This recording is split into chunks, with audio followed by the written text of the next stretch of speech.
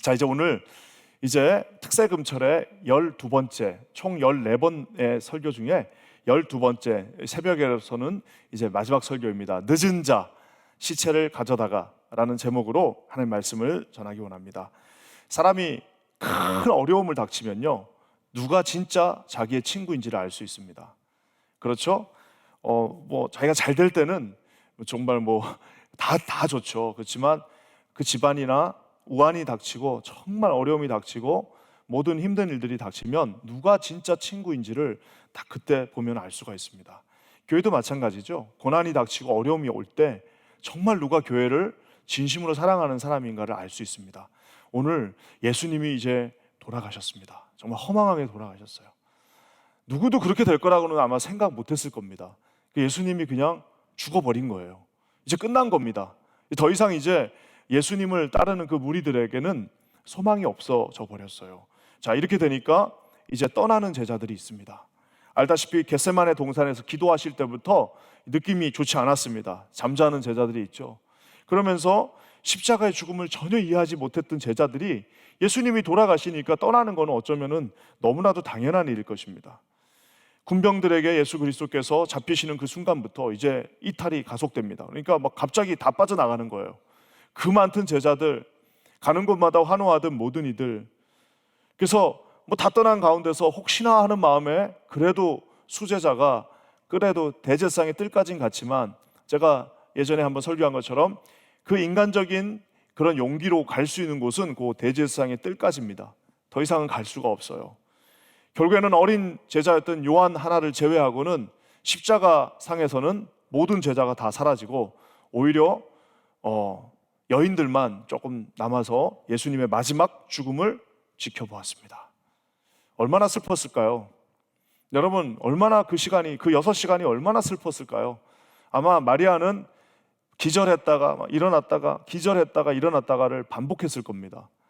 거기 있던 여인들은 계속해서 울면서 그 군병들의 제지 속에서 가지도 못한 채 울면서 쓰러졌다가 일어났다가 쓰러졌다가 하는 것을 계속해서 반복하였을 겁니다. 결국에는 어느 정도 시간이 다 끝나고 예수님이 운명하실 때쯤 되니까 모든 제자들은 다 사라지고 이제 거기에는 정말 거의 다 아무도 남지 않았습니다. 놀랍게 다 떠난 자리에 떠난 제자들이 있는데 오늘 좀 늦었지만 갑자기 나타난 제자들이 있습니다. 이상하죠? 메이저들은 다 떠났어요. 다 떠났는데 갑자기 없던 사람이 갑자기 훅 튀어나와가지고 나온 사람들이 오늘 이 말씀의 주인공들입니다. 가만히 놔두면 로마의 법에 의해서 데려갈 시체가 없으면 그저 끌어다가 아골골짜기에다가 갖다 던지든, 그러면 그래서 어떤 자유주의 신학자는 예수님의 시체는 개가 뜯어먹었다고 하는 그런 블라스포미한 정말 저주스러운 말을 하는 학자들도 있습니다. 끌어다가 갖다 던져버리면 들개들이 와서 먹는 거잖아요. 하지만 오늘 갑작스럽게, 평소에는 이렇게 도드라지지 않았는데 그리고 갑작스럽게 아무런 의미가 없는 사람들이었는데 가장 예수님이 필요할 때, 예수님의 마지막 예언을 이루어야 하는 그 시기에, 그리고 평소에는 그 사람들은 예수님 옆에 갈 수도 없어요. 이런 보통 이제 이런 분들을 인트로버트하다고 그러죠. 약간 내성적이고 조용하신 분들은 그 앞에 갈 수도 없어요. 사실은 가는 사람 다 따로 정해져 있잖아요. 말 많고 이런 사람들이 그 앞에 예수님 옆에 둘러싸서 늘 예수님과 같이 하고 적극적인 사람들이 그거 있어서 옆에 갈 수 없었지만 갑자기 어떻게 됐습니까? 다 사라지고 아무도 없어요. 이제 아무도 없어요. 거기에 갑자기 2명이 나타납니다.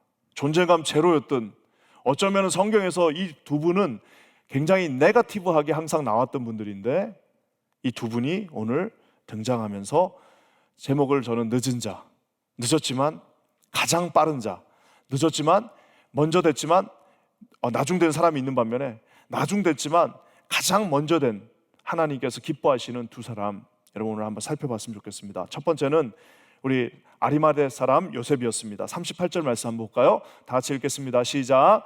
아리마대 사람 요셉은 예수의 제자이나 유대인이 두려워 그것을 숨기더니 2일 후에 빌라도에게 예수의 시체를 가져가기를 구하매 빌라도가 허락하는지라 이에 가서 예수의 시체를 가져가니라. 이 아리마대 사람 요셉은 지금으로 치면은 이제 고위 공직자입니다. 무슨 한 국회의원 정도, 상원의원 정도는 아니어도 한 상원 정도 되겠네요, 우리로 치면. 근데 정말 고위 공직자인데 부자였고 마태복음에는 그가 존귀한 자라고 표현까지 합니다. 근데 저기에 놀라운 표현이 하나 있어요. 그건 뭐냐면은 예수님의 제자이나 유대인이 두려워 숨겼다라고 얘기하고 있습니다. 그러니까 평상시에는 어땠던 거예요? 자기가 이제 예수님의 제자인 건 맞아요. 어떻게 제자가 됐는지는 알 수 없습니다. 아마 예수님의 그 가르침 하나에 꽂혔거나 아니면 예수님이 기적을 베푸는 그 순간에 어쩔 수 없이 이렇게 지나가다가 보고 놀라셨거나 아니면 예수님이 유대인들 대제사장들과 논쟁하는 그곳에서 예수님의 그 놀라운 모습을 보고 그가 제자가 되기로 결정했어요. 하지만 단서가 있습니다. 제자가 되기에는 너무 가진 게 많아요. 그러니까 제자가 되기에는 너무 잃어버릴 게 많아요. 고위 공직자에다가 무슨 부자에다가 당시 모든 그 권력을 가지고 있었기 때문에 자기가 제자인 것을 밝히는 순간 이거를 내놓을 각오를 해야 되는 겁니다. 그러니까 어떻게 되는 거예요? 평소에 그냥 다 숨기고 있었던 거예요. 그냥 우리도 치면은 우리도 이런 분들 많습니다. 식당에서 기도할 때 식판 들고 이렇게 가면서 기도하시는 분이 있어요. 이렇게 앉으면서 기도합니다. 왜냐하면은 이렇게 식판 딱 놓고 기도하기에는 사람들은 좀 약간 어색하고 창피하고 이러니까 이 식판 들고 가다가 기도하는 분이 있어요. 다 같이 회사에서 회식하고 이러면은 기도하기가 멋쩍으니까 그냥 이렇게 콜라잔 떠들면서 기도하시는 분들도 있어요. 왜냐하면은 그게 좀 어색한 겁니다. 이해는 됩니다. 하지만 오늘 이 마치 제자처럼 혼자 어쩌면은 누구한테 밝히기 싫고 그냥 조용하게 믿고 싶은 거예요. 그냥 이분의 성품입니다. 그냥 적극적이지 않은 거예요. 그냥 따라다니는 사람보다는 그냥 뒤에서 이렇게 하면서 또 자기 거 자기 생활은 그대로 유지하면서 하고 싶은 그 마음이 있었습니다. 하지만 놀랍게도 오늘 이 제자가 갑작스럽게 예수님의 죽음을 보고 말 그대로 제2의 회심을 합니다. 그러면서 지금 사실 있던 제자들도 도망가야 될 판인데 이 사람은 갑자기 빌라도 앞에 가서 그 시체를 달라고 합니다. 대단한 용기죠. 정말 대단한 용기입니다. 그 시체를 나한테 주십시오 하고 그 시체를 가져다가 이제 말 그대로 자기가 그 시체의 장사를 이제 지내게 됩니다. 그러니까 이제 예수님의 뭐라고 할까요? 장례를 이제 치르는 그 놀라운 일들을 감당하게 됩니다.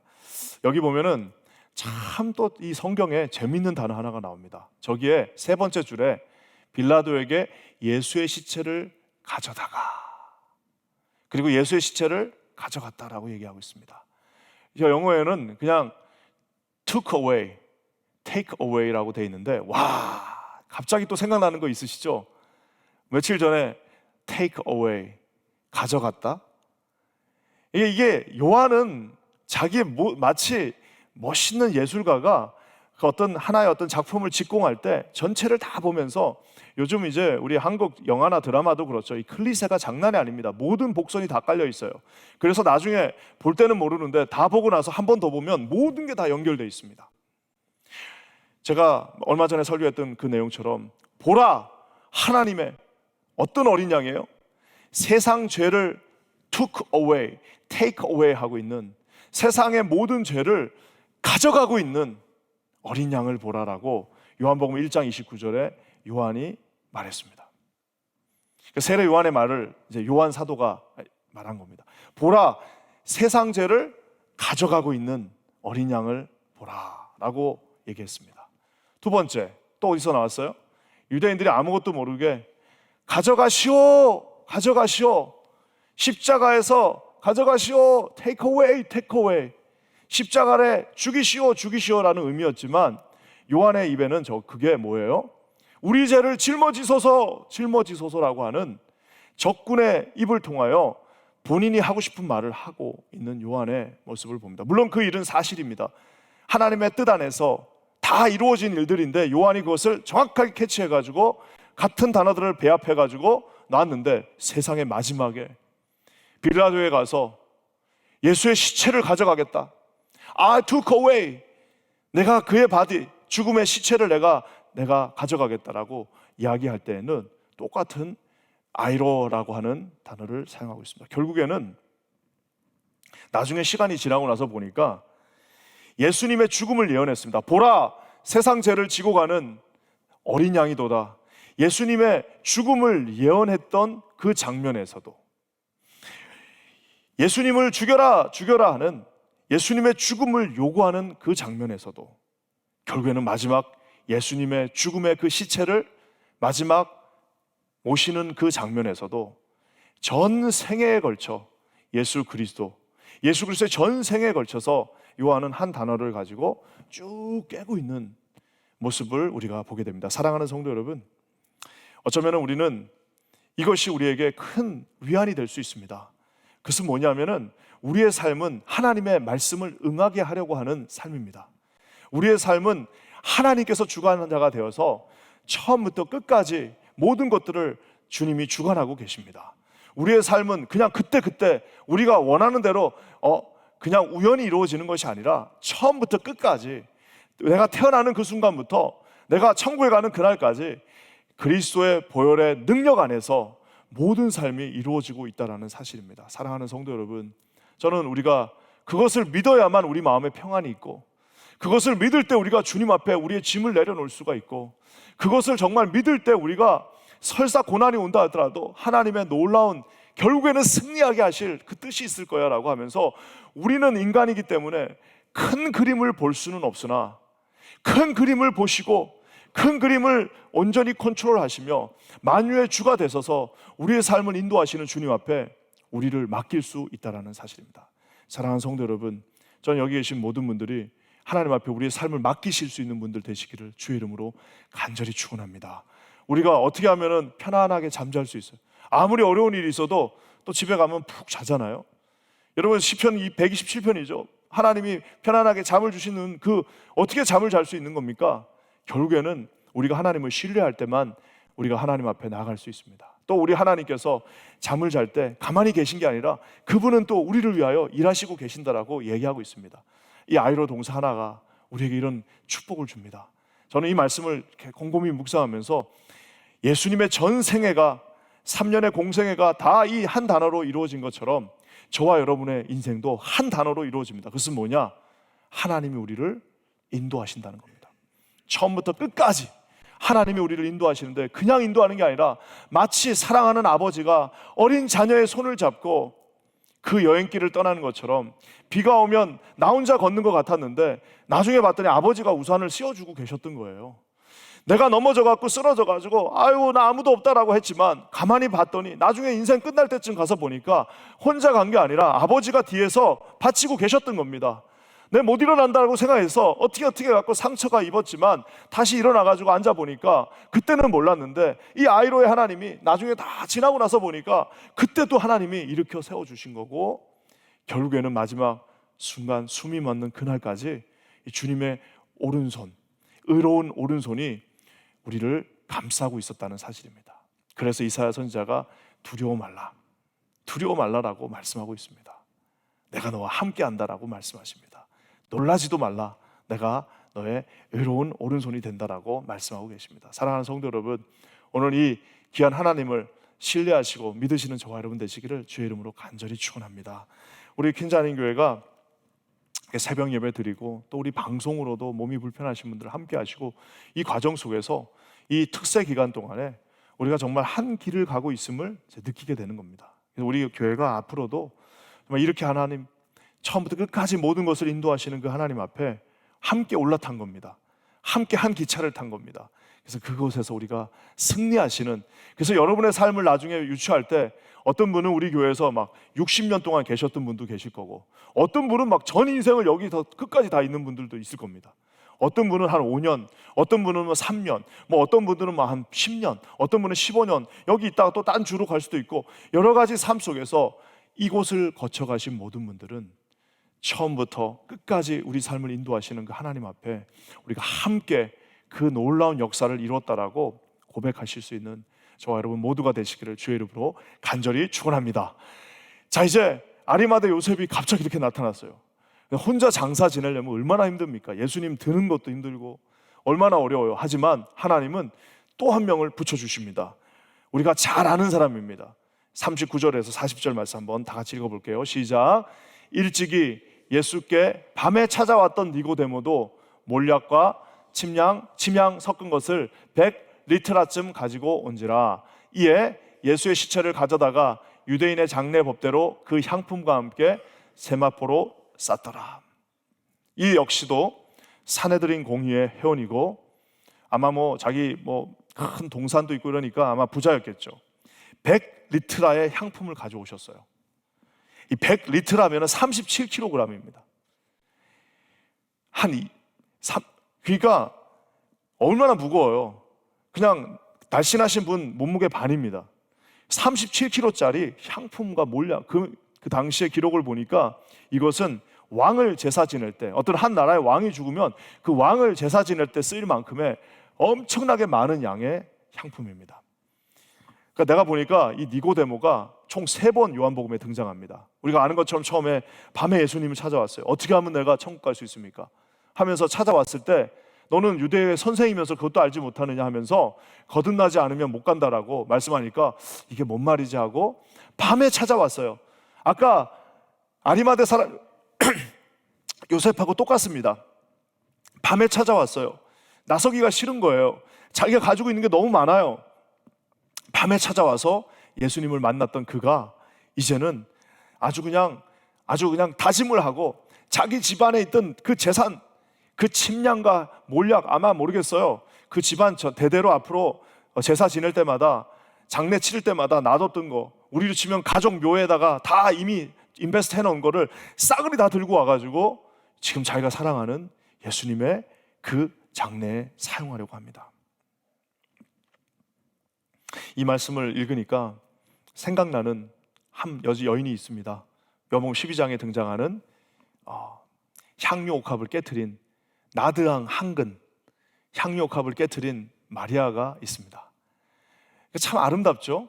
마리아는 예수님이 돌아가시기 전에 미리 한번 뿌리고, 지금 이 니고데모는 예수님이 돌아가셨을 때에 그 나라가 더우니까 금방 부패합니다. 부패하면 금방 냄새가 막 쉰내, 막 썩은 내가 나겠죠? 그것을 방지하기 위해 자기가 가지고 있던 제일 멋진 세마포 하나, 자기가 가져올 수 있는 가장 아름다운 세마포 하나 가져오고, 빨리 말해가지고 동산에 있는 아무도 사용하지 않은 좋은 묘 하나, 그리고 37kg의 향품을 가져와서 거기다가 다 한 30g만 써도 될 거를 그 앞에다가 가져다 놓습니다. 어떤 신학자는 마리아의 나드 향이 1년치 연봉이었다면 아마 이 100리트라의 37kg의 향품은 아마 100년치 연봉이었을 수도 있을 거다.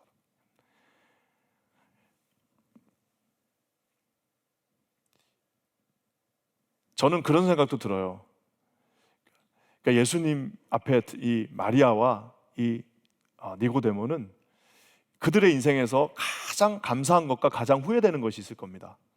가장 감사한 것은 오늘 자기가 하나님 앞에 이렇게 가져와서 하나님 앞에 부었다는 거예요. 적시타죠, 일종의. 야구로 치면 가장 필요할 때, 감독의 그냥 침이 마를 때 나와가지고 탁 쳐주는 그 선수가 있습니다. 그러니까 그런 선수들은 잘 못 치더라도 꼭 그런 선수가 있어요. 잘 평소에는 못 치는데 진짜 지금 꼭 하나 쳐야 돼 하는데 꼭 쳐주는 선수가 있는데, 이 마리아와 니고데모는 그런 사람입니다. 그 자기들의 인생에서 제일 잘한 일은 그날 갔다가 향유를 뿌은 거예요. 근데 가장 후회되는 일이 있을 겁니다. 그것은 뭐예요? 그때 집에 사실은 70kg 있었는데 다 갖다 불 걸 하는 생각도 아마 들 겁니다.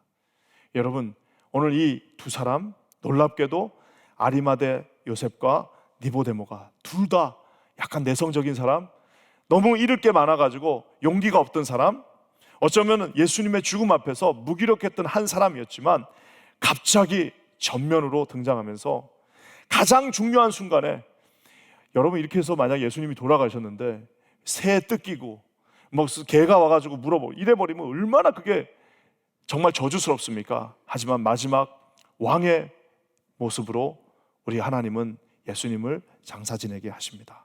저는 이 장면을 묵상하면서 이 두 사람은 어떻게 갑자기 이런 마음을 가지게 되었을까라는 생각도 하게 되었습니다. 곰곰이 묵상하니까 두 가지 마음을 하나님 주셨습니다. 하나는 뭐냐면 인간적으로 예수님께 너무 감동한 겁니다. 예수님이 돌아가시는 그 과정을 같이 이제 그 대제사장들과 함께 산헤드린 공의회니까 쭉 지켜보는 겁니다. 한마디 말씀도 하지 아니하시고 죽음 앞에서 당당하시며 빌라도에게 대답하시고 유대인들에게 마지막 죽는 그 순간까지 교기한 삶을 사신 예수님의 그 모습에 한없는 감동을 가지게 돼서 인간적인 면에 감동받은 거예요. 그렇지만 여러분, 인간적으로 감동받았다고 해서 지금 저 두 사람은 이제 저렇게 했기 때문에 앞으로 저 두 사람은 자기들이 가지고 있는 것들을 지킬 수가 없습니다. 앞으로 저 두 사람은 그래서 나중에 어떻게 됐다고는 알 수 없지만 예수님의 제자가 되었고 결국에는 순교하는 거 아니에요. 예수님의 제자들은 다 순교했어요.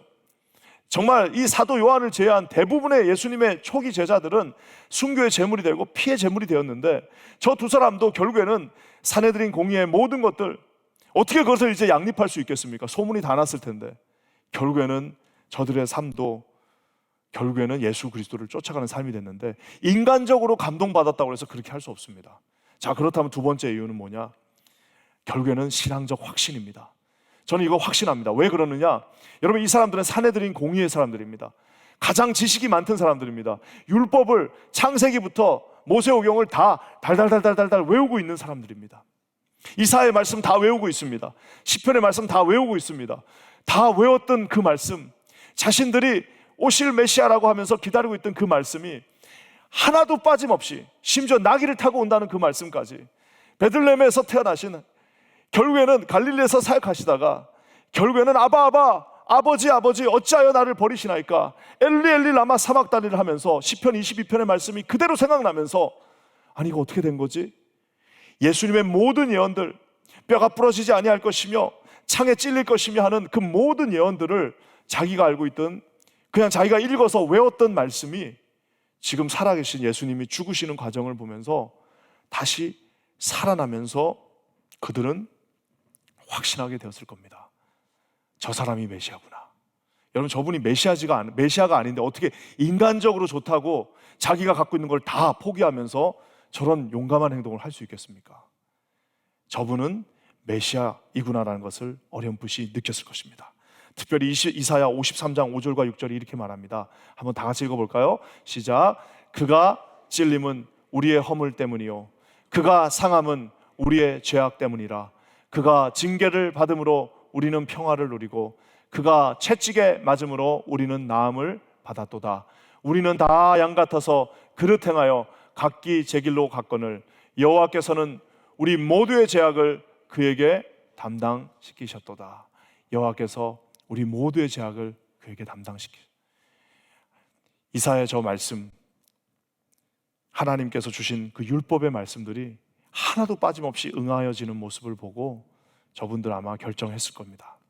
저 사람이 그냥 분이 아니시구나라는 것을 결정하게 되었을 것입니다. 사랑하는 성도 여러분, 결국에는 다시 돌아온 제자들도 귀하고 나중에 또 순교의 제물이 되는 베드로도 중요하고 다 중요하지만 저는 이 아리마대 사람 요셉과 니고데모의 삶을 보면서 참 묵직한 감동을 받습니다. 저런 사람들이 묵직한 사람들입니다. 묵직한 사람들. 아마 저 사람들은 끝나고 나서도 자기가 저렇게 했다라는 거 잘 이야기도 안 했을 겁니다. 요한이 아마 이제 기록하는 과정에서 결국에는 다 알려졌겠죠. 묵직한 사람들이 있습니다. 묵직한 겁니다. 예수님이 순환 받으시는 그 순간을 지켜보고 자기가 가지고 있는 그 묵직한 자기 삶의 모든 베네핏들을 예수님의 발 앞에, 그리고 그 행동을 함으로 이것을 다 잃어버리지만 자기는 예수님이 이제 내 삶의 메시아라는 것을 깨달았다는 것입니다. 사랑하는 성도 여러분, 오늘 말씀을 마무리하면서 우리가 지금까지 지켜본 것처럼 대제사장들은 유월절 잔치에 밥을 먹기 위해서, 그 손이 부정하지 않기 위해서 예수님을 빨리 죽여달라고 했습니다. 그러면서 이제 가서 맛있게 먹었겠죠? 가벼운 사람들입니다. 맛있게 그냥 손 깨끗하네. 아유, 저 저주가 사라지고 그래도 안식일 전에, 해가 지기 전에 시체 치웠으니까 맛있게 어린 양 먹어야지 했던 사람들이 99.9%였습니다. 오늘 이 두 사람은 유대 율법에 의하면 시체를 만지면 7일 동안 부정한 자가 됩니다. 이제 유월절 잔치에 무교절 잔치에 참석할 수가 없습니다. 사랑하는 성도 여러분, 하지만 여러분, 이들은 더 이상 양고기를 먹을 수는 없지만 유월절 어린 양 대신 영단번의 제물이 되셔서 지금까지 지내온 모든 유월절 행사가 이제는 의미가 없어지고, 이 한 어린 양, 보라 세상 죄를 지고 가는 어린 양 예수 그리스도를 먹었다고 할 수는 없지만 그 시체를 끌어안은 사람입니다. 손이 부정해져 갖고 가서 밥 못 먹는 그게 의미가 있는 게 아니라, 이분들은 죽은 예수님의 시체를 끌어안은 사람입니다. 제가 꼭 보여주고 싶은, 좋아하는 그림이 하나 있습니다. 이 럼브란트라고 하는 네덜란드의 유명한 화가가 그린 그림인데요. 이 그림, 예수님의 이제 내려오심인데요. 이게 이제 불을 한번 꺼주실 수 있나요? 이게 아마 잘 안 보이실 텐데요. 예수님이 이제 십자가에서 이렇게 내려오고 계십니다. 보이시죠? 예수님이 십자가에서 이렇게 내려오고 계셔요. 이제 보통 우리가 예수님이 십자가에 달린 그림은 많습니다. 못 박히는 그림도 많은데요, 저렇게 내려오는 그림은 별로 없습니다. 럼브란트가 정말 그걸 잘 보고 그린 거예요. 근데 저 예수님이 십자가에 내려오는데, 그래서 저 밑에는 이제 세마포가 준비되어 있고, 저기에 이제 오른쪽에 보면 쓰러진 여인 있죠? 저게 이제 마리아입니다. 자, 근데 자세히 보시면 여기에 요 분 보이시죠? 예수님을 이렇게 끌어안고 있는 사람, 조금 확대해 보실래요? 예수님을 지금 끌어안고 있습니다. 힘이 아무것도 없어요. 예수님이 지금 이제 죽으셨기 때문에, 예수님이 이제 시체가 되셔서 힘이 아무것도 없는데, 예수님을 지금 끌어안고 있는 저 진지한 표정을 한번 보십시오. 어떤 혹자는 이제 럼브란트 자신의 얼굴이라고도 하는데, 차마 예수님을 볼 수는 없어요. 비참한 예수님의 모습 보지는 못하고, 십자가에서 내려오는 예수님을 이렇게 자기 온 손으로 존귀한 그 예수 그리스도를 끌어안고 있는 그 모습이 있습니다. 그 바로 앞에는 모자를 쓰고 있는 한 사람이 있습니다. 그 사람은 이제 우리가 니고데모라고 하는데, 저 아리마대 사람 요셉이 예수 그리스도를 이렇게 끌어안고 있습니다. 사랑하는 성도 여러분, 예수님을 끌어안고 있는 저 모습은 참 한없이 사랑스러운 모습이자, 예수님을 끌어안고 있는 모습이야말로 우리 삶에, 저 사진을 여러분 잘 기억해 주셨으면 좋겠어요. 예수님을 이렇게 끌어안고 있는 모습. 저 니고데모의 삶 속에서 평생을 가면서 그때 십자가에서 피 묻으신, 고통당하셔서 온몸에 물과 피를 다 쏟으신 그리스도를 끌어안고 있었던 그 기억은 아마 죽을 때까지 그 기억은 남아있을 겁니다. 예수님 얼마나 고마웠을까요? 그래서 내려진 시체를 니고데모와 함께 잘 곱게 싸서 자기가 가져온 그 좋은 것들 그곳에 다 넣어서 장사 지냈습니다. 예수님을 끌어안고 있으니까 두려움이 사라졌어요. 예수님을 끌어안고 있으니까 자기 것도 아깝지도 않습니다. 예수님을 끌어안고 있으니까 이제 주님이 나의 주인이 되신 겁니다. 그리고 이제 곧 부활하신 그 주님은, 우리가 예수님 끌어안았다고 생각했는데 우리가 예수님을 끌어안은 게 아니라 이제 메시아 되신 왕으로 오신 주님은 저와 여러분을 끌어안고 끝까지 우리의 삶을 인도하시고 승리로 우리를 붙잡아 주십니다. 사랑하는 성도 여러분, 이분이 우리의 예수님이십니다. 저는 여기 계신 모든 성도님들이 이 이제 부활의 아침을 바라보시면서 끝까지 예수님 끌어안고 여러분 승리하시는 저와 여러분 되시기를 주의 이름으로 간절히 축원합니다. 떠나버린 제자들 얼마나 나중에 아쉬웠을까요? 끌어안은 예수님, 십자가에서 내려오신 예수님, 장사 지낸 예수님, 그 소중한 예수님을 끌어안으시고 끝까지, 저 표정을 잘 보세요. 슬프지만 진지한 표정, 나 끝까지 예수님을 동행하겠다라고 하는 그 각오의 표정을 보시면서 우리 킨자님교회 모든 성도님들 이 특세금초를 통하여서 오늘 하루 승리하시기를 주의 이름으로 간절히 축원합니다. 그리스도의 은혜가 여러분과 함께 하실 겁니다. 우리 시간에 함께 제가 여러분을 위해서 한번 우리 기도하겠습니다. 우리 다 같이 한번 일어나 주실래요? 우리 다 같이 제가 함께 먼저 기도하겠습니다. 살아계신 주님, 진심으로 감사합니다. 성령께서 우리를 지난 2주 동안 함께 한 배에 타게 하시고, 아버지 하나님 우리에게 새 생명과 삶의 말씀들을 주시고 요한복음 18장과 19장 예수 그리스도의 고난의 그 모든 순간순간을 목격자가 되어서 옆에 서게 하심을 진심으로 감사합니다. 아버지 하나님, 오늘 이 두 명의 늦은 자들, 비록 늦게 왔으나 가장 소중한 일들을 감당했던 예수 그리스도의 두 제자들의 모습을 보고 아버지 하나님, 이 모습이 우리의 삶의 모습이 되게 하여 주시옵소서. 마지막 순간까지 우리 사랑하는 성도들 그리스도를 끌어안고 끝까지 승리하는 거룩한 인생들 되게 하여 주시옵소서. 주님이 오시는 그날까지, 우리가 주의 품에 안기는 그날까지 예수 그리스도를 끌어안고 아버지 하나님, 우리의 오른팔 대신 주님 앞에 날마다 승리하며 나는 거룩한 인생들 되게 하여 주시옵소서. 놀라운 일을 이루실 주를 찬송하며 예수님의 이름으로 간절히 기도합니다.